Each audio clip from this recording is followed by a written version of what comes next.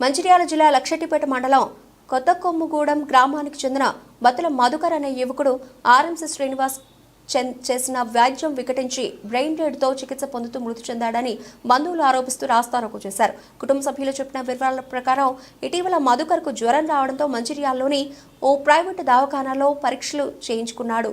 Dengue జ్వరం అని తేలడంతో తన గ్రామానికి వచ్చే ఆర్ఎంసీ డెంగ్యూ జ్వరం అని తేలడంతో తన గ్రామానికి వచ్చే ఆర్ఎంపీ వద్ద ఇంజెక్షన్ వేసుకున్నారు. ఇంజెక్షన్ వేసుకున్న అనంతరం ఒక్కసారిగా కుప్పకూలిపోయాడు. కుటుంబ సభ్యులు వెంటనే మంచిర్యాలలోని ప్రైవేట్ హాస్పిటల్కు తీసుకెళ్లారు. వైద్యులు చూసిన తర్వాత అతనికి బ్రెయిన్లో సమస్య వచ్చిందని వైద్యులు తెలిపారు.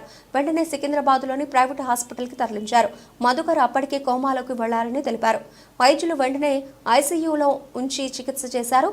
మధుకర్ది ఓ సాధారణ రైతు కుటుంబం కాబట్టి అక్కడ వైద్యం చేయించే ఆర్థిక స్తోమత లేకపోవడంతో మంచిర్యాలలోని ఓ ప్రైవేటు దవాఖానాలో చేర్పించి చికిత్స అందించారు. వారం రోజుల నుండి ప్రాణాలతో కొట్టుమిట్టాడుతూ మంగళవారం మరణించారు. దీనంతటికీ కారణం ఆర్ఎంపీ శ్రీనివాస్ వేసిన ఇంజెక్షన్ అని కుటుంబ సభ్యులు ఆరోపిస్తున్నారు.